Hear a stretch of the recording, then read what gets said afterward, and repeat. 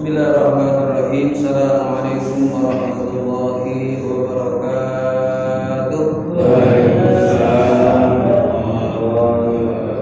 Marilah taklim pengajian kita ini kita awali dengan baca qasidah mudah-mudahan duduknya kita niat iktikaf kita akan dinilai ibadah oleh Allah Subhanahu wa taala, berupa pahala mendapat ridha Allah. Harapan kita yang pertama mudah-mudahan keluar dari majelis taklim mushola al-muwahhidin ini segala dosa-dosa kita diampuni oleh Allah Subhanahu wa taala, dan kita akan mendapatkan ilmu yang bermanfaat di dunia wal akhirah.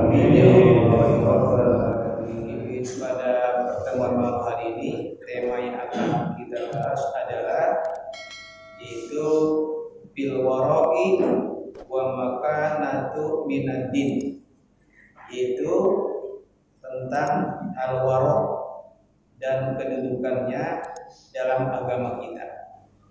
Diulang lagi, materi yang akan kita sampaikan ada tentang al-wara' dan kedudukannya di dalam agama kita. Nanti saya jelaskan tentang apa itu wara' dalam kedudukannya dalam agama kita. Namun sebelumnya ada ungkapan dari Sayyid Al-Qutbi Syekh Abdurrahman bin Muhammad Asy'ari, nafa'anallahu bihi, disebutkan bahwa kullu ilmin bila amalin batil. Ini ucapan dari Sayyid Al-Qutbi Syekh Abdurrahman bin Muhammad Asy'ari, seorang ahli ibadah, ahli ilmu dan zikir. Dia menyebutkan kullu ilmin, setiap ilmu, bila amalin batil, tanpa diamalkan akan jadi batil, akan enggak berarti apa-apanya. Jadi ilmu ini harus diamalkan. Kita sudah belajar, sudah banyak tahu, sudah ta'lim, sudah banyak bertanya, sudah banyak membaca, dan itu ilmu. Apalagi sudah disampaikan di pengajian-pengajian, dan itu menjadi ilmu. Nah, ilmu yang kita dapat itu harus diamalkan.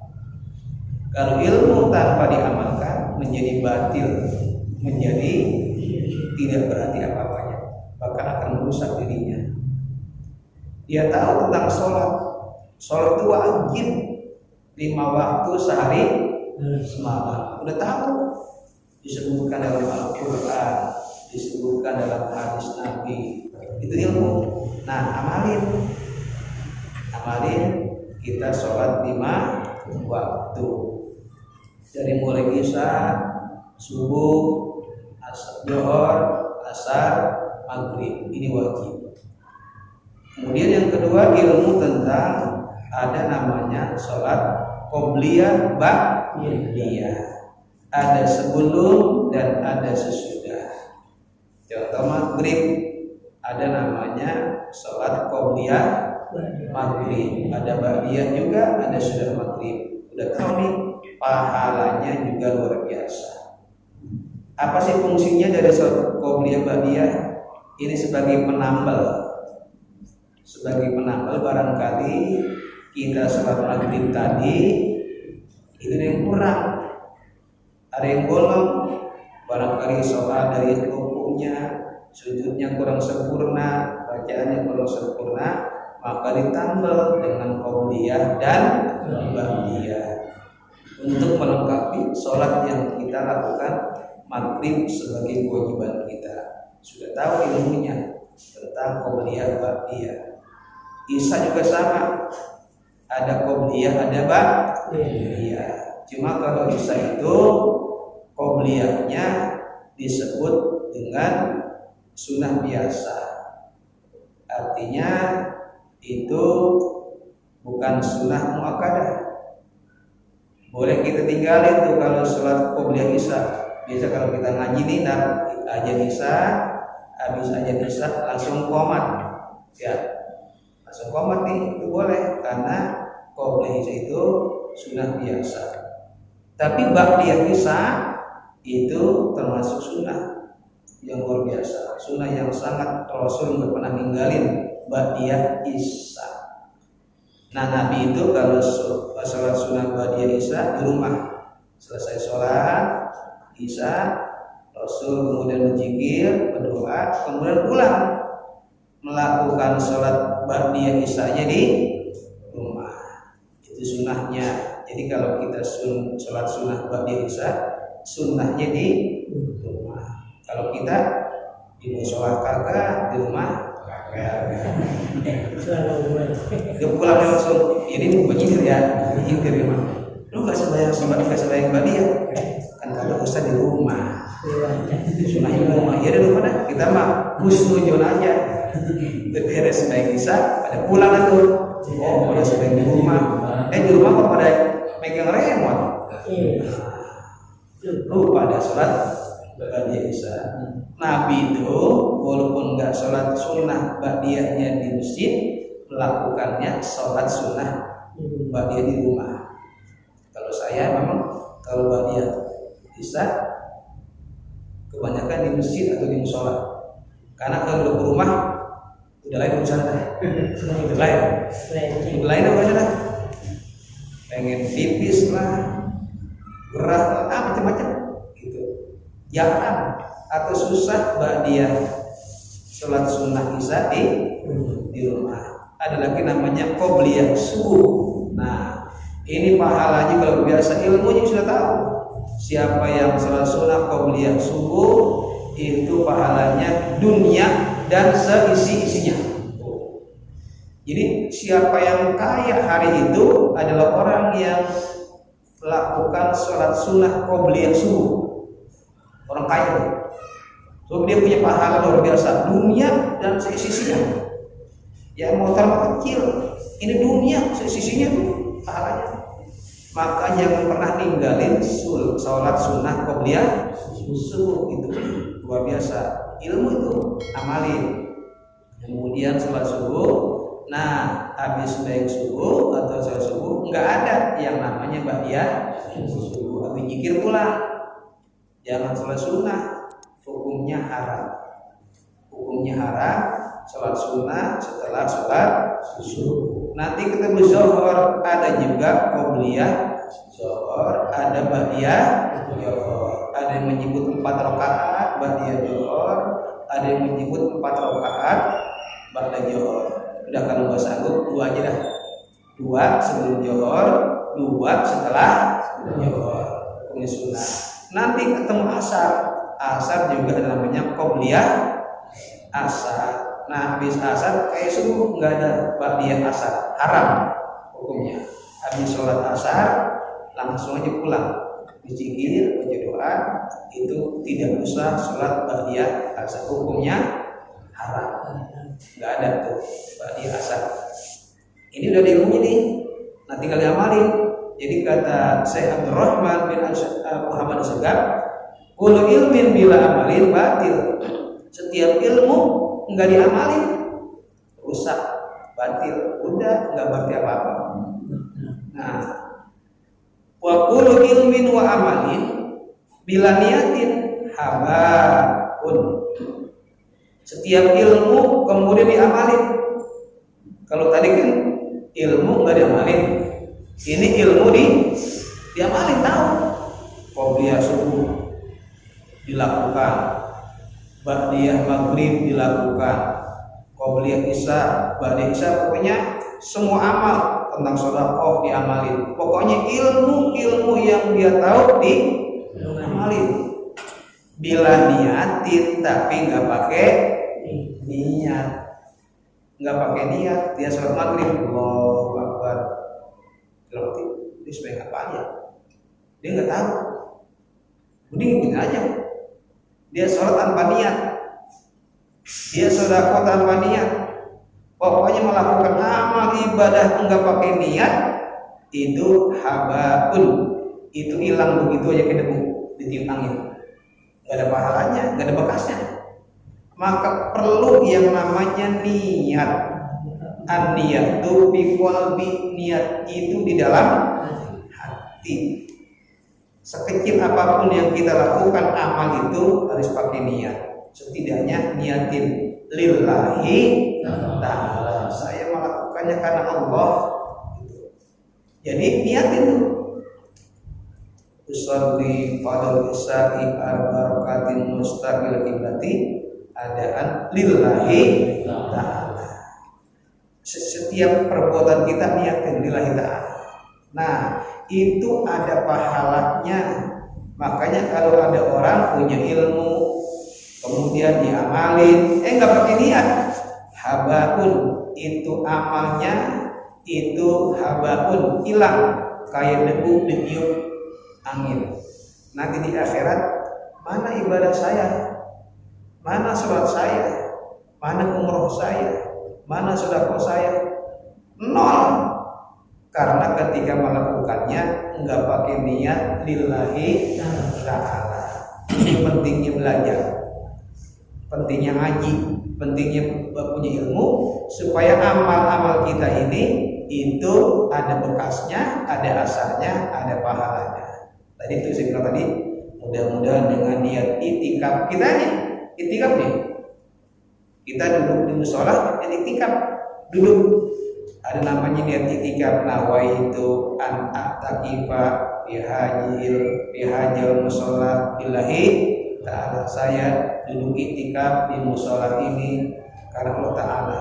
Ada juga saya niat ngaji billahi ta'ala. Banyak niat nih. Niat itu bermacam-macam, walaupun bukannya banyak. Kita duduk di sini nih, mungkin niat silaturahim, mungkin niat mencari ilmu, mungkin niat lillahi ta'ala, niat mencari ridha Allah, niat untuk belajar, banyak. Nah, niat-niat ini satu niat pahalanya dikasih Allah 100, nggak dikurangin. Nggak begini, kita nih amalnya 1, niatnya 5, itu pahalanya bagi 5 enggak? Enggak, Allah nggak pelit.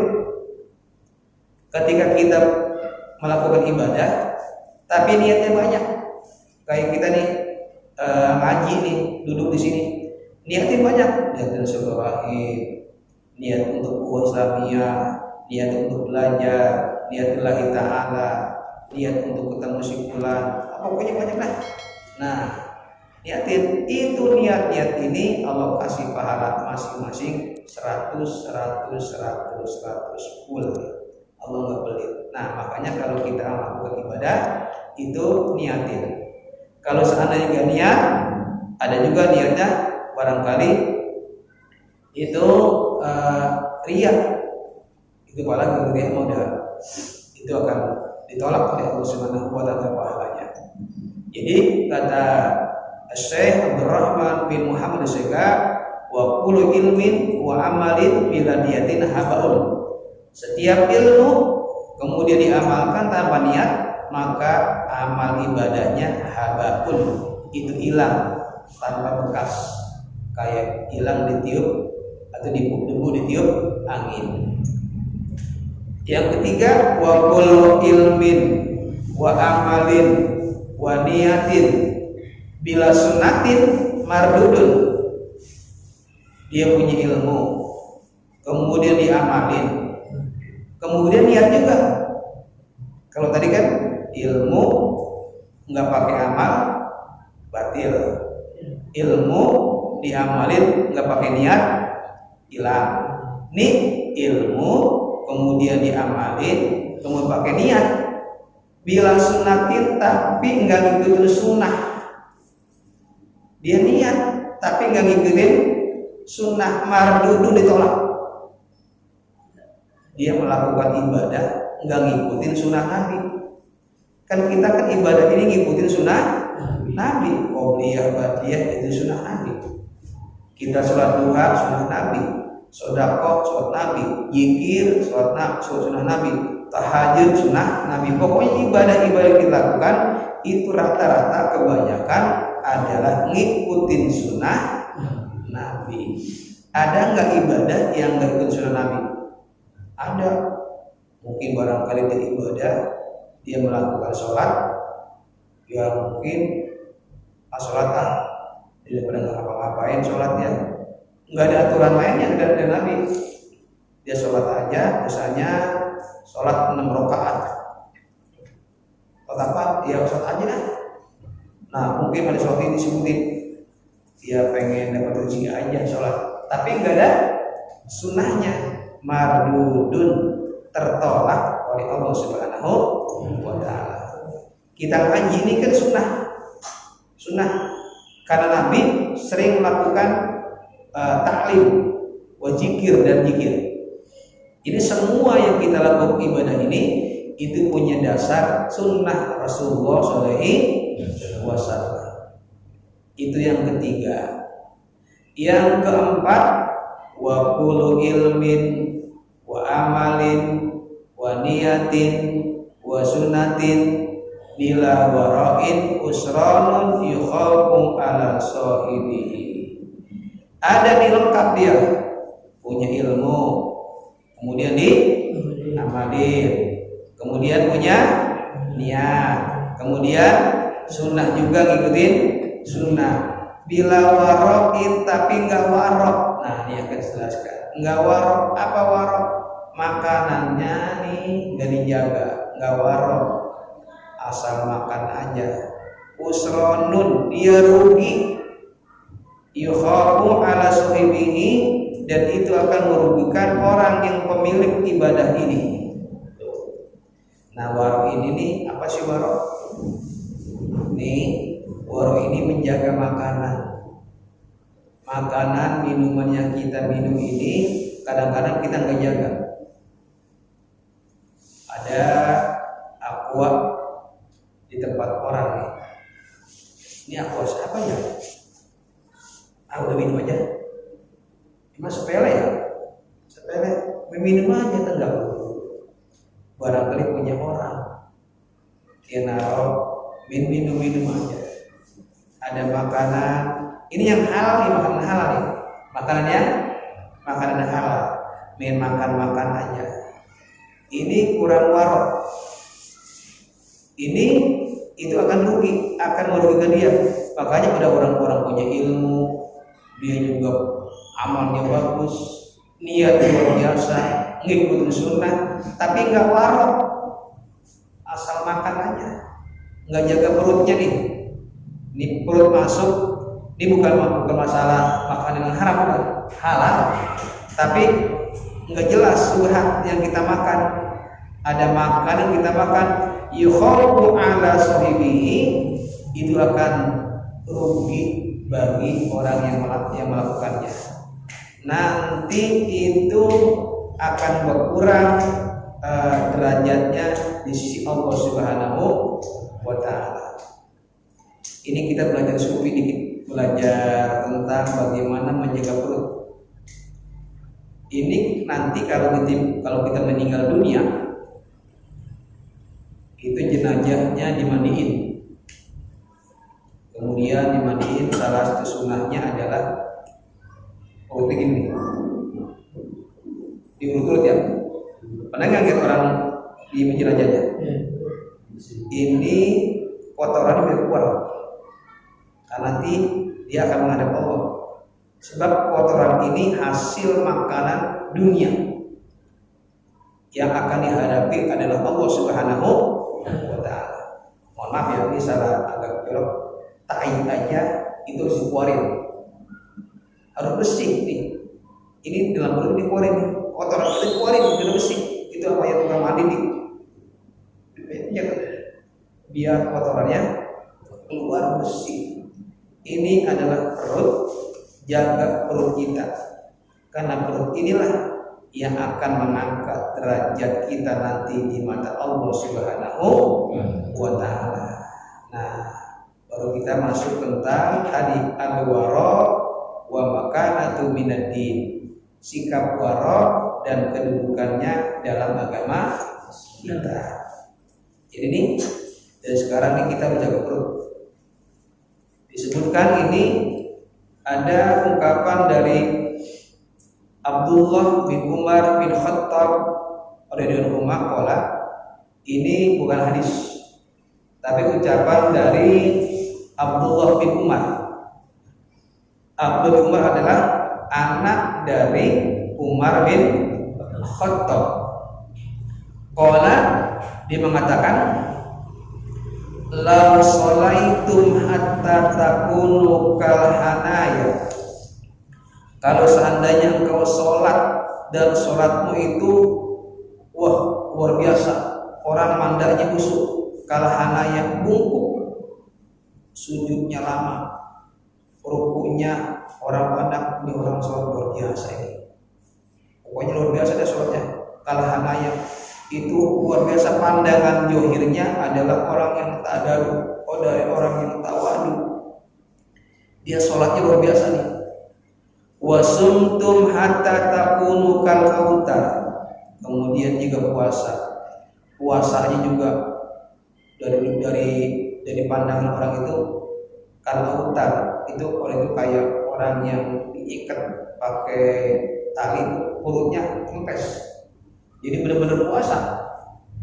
Kan ada orang yang puasa kadang-kadang perutnya masih kayak ini aja. Ini ahli puasa nih. Lam yataqabbalillahu dzalika minkum. Tapi sholatnya yang kayak khusyuk tadi nggak diterima sama Allah. Puasanya yang luar biasa kalau autar nggak diterima sama Allah. Illa biwara'in hajimin. Kenapa? Karena ada perutnya itu enggak warok, enggak menjaga perutnya dari hal-hal yang subhat. Kadang-kadang kita misalnya ada sesuatu makanan yang kita makan enggak ada pemiliknya, ini biasa apa dia? Akhirnya dimakan, dia enggak berpengaruh apa-apa. Saya beribadah di mata Allah, dia ini ibadahnya lam yataqabbalillahu ta'ala, jadi enggak bakal terima sama Allah Subhanahu wa ta'ala.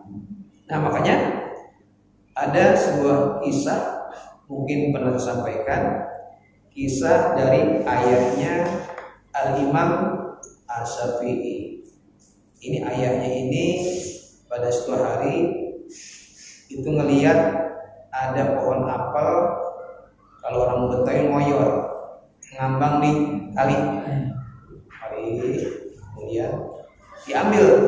Mungkin dia lagi duduk atau lagi di pinggir kali, ini ayahnya Imam Syafi'i langsung diambil. Jadi ya, di sini nggak ada pohon apel, tapi dia lagi lapar nih. Kemudian dimakan, baru kalau bahasa kita digarap, baru dikit masuk sini. Dia langsung istighfar, astagfirullahaladzim. Ini ada dikit masuk nih, nggak banyak, nggak semuanya, dikit. Saya belum minta ridho nih apa yang punya. Kalau model kita kira-kira mikir nggak gitu ya? Iya, ada apa aja dikali, wah paling habis dia tuh dimakan sih, nggak mikirin. Ini itu apel ini baru dikit dimakan, dia pengen minta ridho sama yang punya.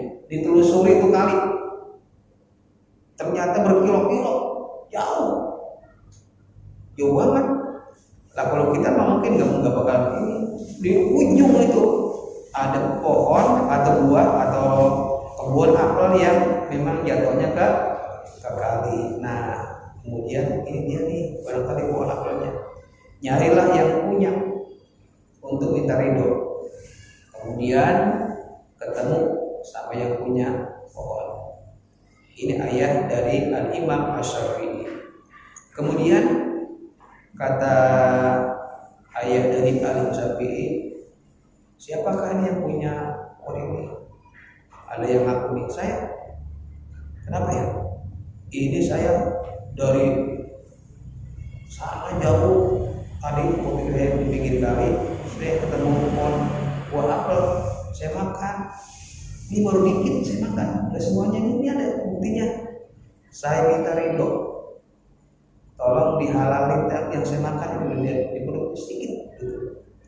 Kata yang punya pohon, ya saya ridhoin, cuma dengan syarat 2. Ada syaratnya, ya.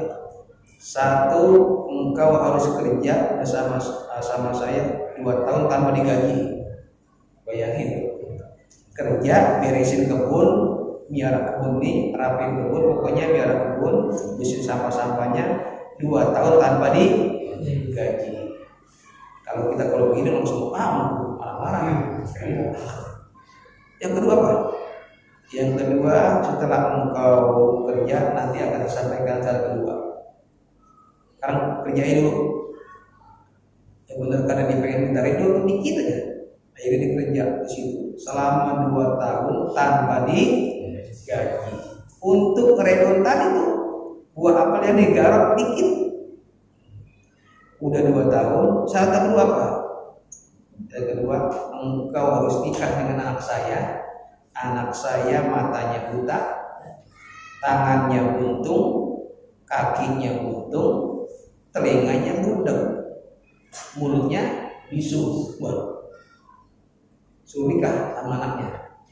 Jadi matanya buta, tangannya buntung, kakinya buntung, mulutnya bisu, pendengarannya tuli. Waduh, gimana ini? Ini perempuan lagi sempurna ini begini. Waduh. Tapi karena untuk mendapatkan halal dari yang punya pohon ini, dia udah kerja 2 tahun tanpa digaji, suruh nikah sama anaknya yang tadi. Dinikahin tuh. Ini akhir nikah. Pas malam pertama ketemu nih sama istrinya udah nikah itu. Informasinya tadi apa? Mulutnya bisu, matanya buta, telinganya tuli, tangan kakinya buntung. Sampai di kamar dia lihat itu perempuannya sempurna, kakinya ada, tangannya ada, semuanya lengkap.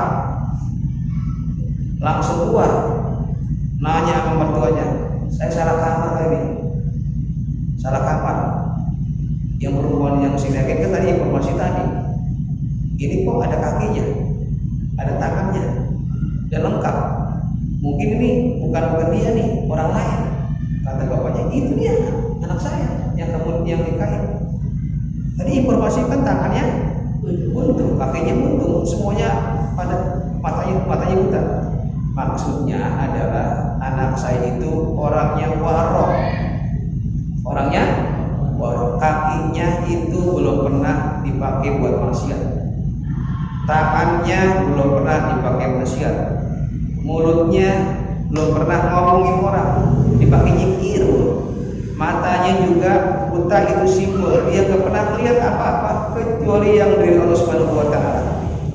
Telinganya juga nggak pernah mendengar sesuatu yang jelek-jelek. Pokoknya semua tubuhnya digunakan untuk ibadah kepada Allah Subhanahu Wa Taala, dan cantiknya luar biasa. Nah, akhirnya dia bisa mendapatkan perempuan idamannya setelah nikah sempurna. Nah, dari kedua bapak dan perempuan ini yang dinikahi lahirlah seorang anak, itu Al-Imam As-Syafi'i.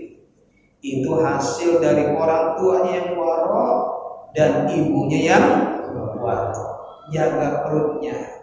Jadi ini ayat Imam Syafi'i itu untuk mendapatkan ridho Allah dari apel yang dia makan, itu sampai berjalan berkilo-kilo minta ridho kepada yang punya pohon apel, kemudian rela bekerja 2 tahun tanpa digaji dan nikah dengan perempuan yang sempurna berkat hasil waroknya. Nah, inilah namanya warok. Jadi warok ini tergantung masing-masing nih. Saya yang tahu kita nih Bapak semuanya masalah warok.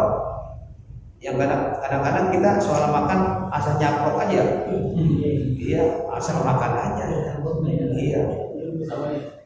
Lagi tahlil. Temannya makan, ada lontong. Cuma dia makan nggak jadi, taruh. Diambil sama kita. Padahal yang itu dia pengen itu, dia punya diambil dia ini, itu juga bisa merusak warok kita. Keinginan dia Jadi nggak jadi, itu bisa rasa benci, menimbulkan perselisihan gara-gara itu makanan. Nah makanya kalau makan permisi, makanya dia. Nah itu ada omongan.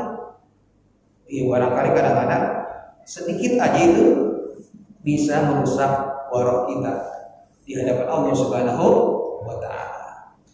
Al-Imam Muhammad Baqir radhiyallahu anhu dia mengatakan begini, "Ma min ibadatin", tidak ada sebagian dari ibadah kepada Allah Subhanahu wa taala, afdhalu, lebih afdal, lebih utama, min ifati batnin, daripada menjaga perut, wa farjin, dan kemaluan kita. Jaga ini dua, perut sama kemaluan. Tapi yang paling penting adalah perut jangan asal masuk, jangan asal minum, jangan asal makan. Kalau kita makan itu aja pakai bismillahirrahmanirrahim, baca doa atau Allah barik lana fi ma razaqtana wa qina adzabannar, makan itu pakai doa. Nah, makanan juga harus tahu asal-asalnya. Ini yang halal nih. Ini enggak bener-bener enggak punya kita. Jangan sampai kita makan ini kadang-kadang kurang waroknya di hadapan Allah Subhanahu wa taala. Ini kecil sepele tapi luar biasa berpengaruh kepada yang pertama nih. Wa qala Sahl bin Abdullah, berkata Sahal bin Abdullah, seorang waliullah, seorang ulama beribadah, malam yakun mat'amuhu minal halali, siapa yang makanannya itu bukan sesuatu yang halal dari segi zat halal. Kita makan tape, makan kue, makan nasi, makan daging halal, itu bentuknya ya. Tapi ngambilnya caranya bukan dari yang halal.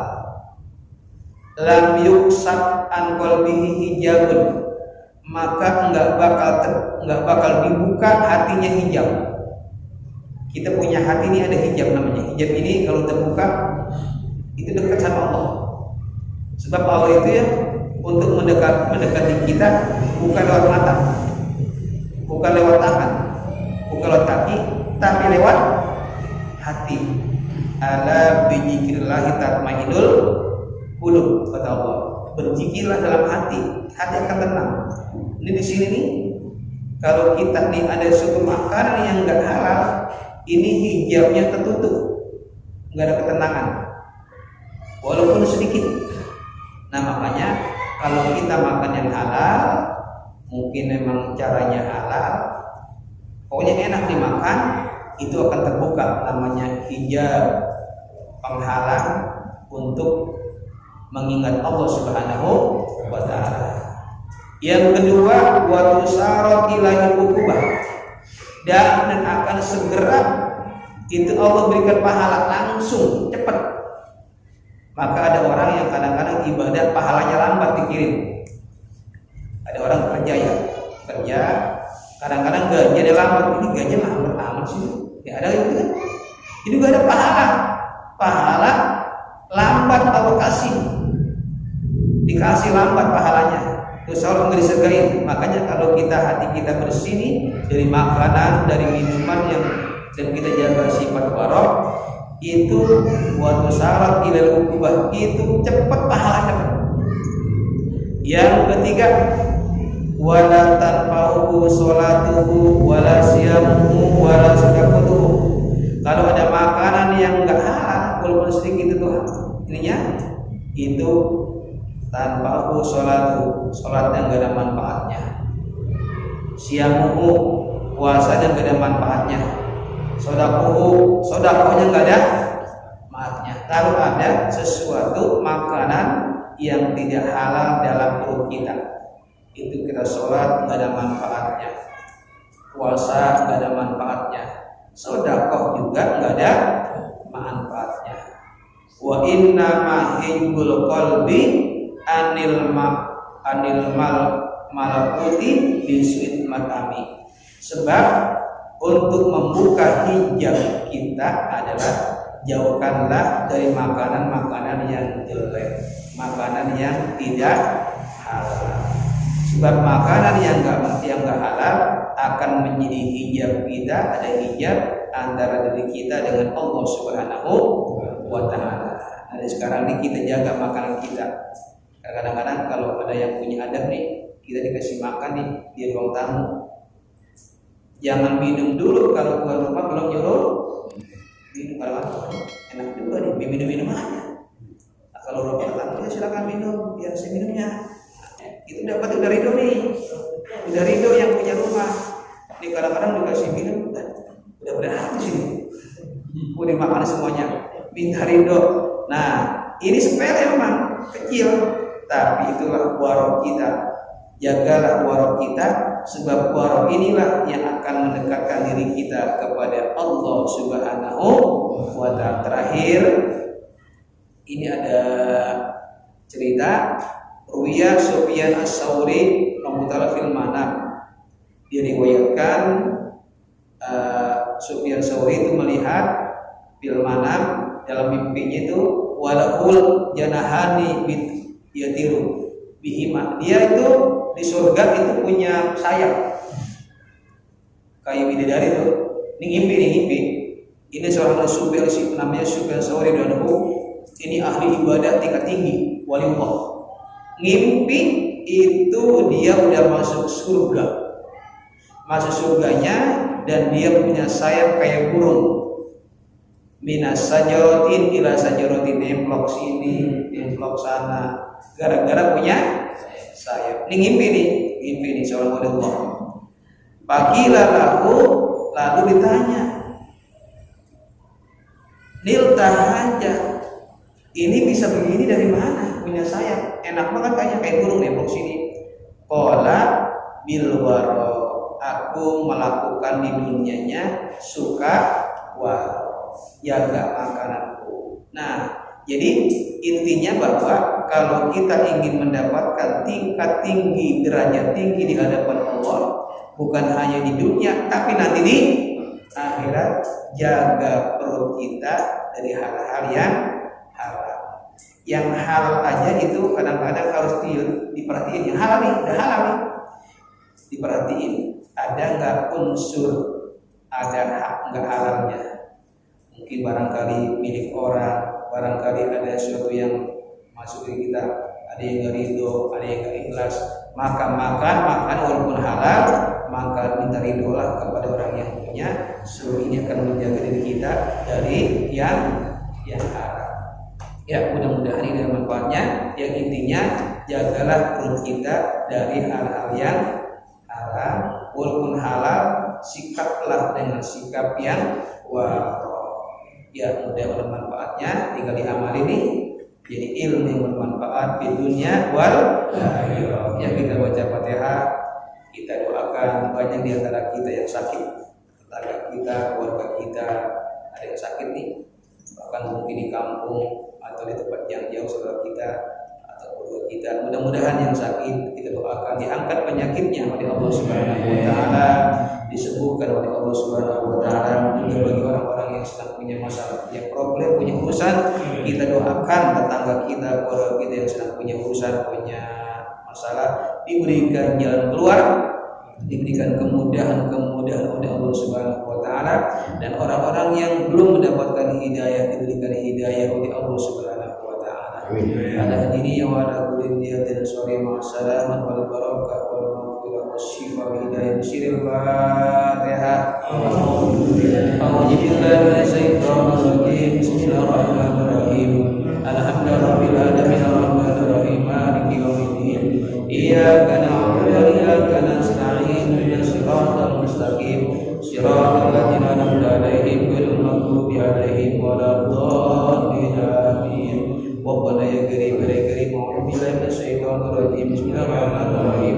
Al-syakirin hamdan na'imin hamdan ni'ama wa yukabiru majida ya rabbana hamdan lana yanbaghi lil karim wa li hajji sultanik. Allahumma shalli ala sayyidina Muhammad wa barik ala sayyidina Muhammad salatan tunjina biha min jamil ahwali wa la taqdi lana biha jamil hajat wa min jami sayyi'at wa tarfa'u 'inda darajat wa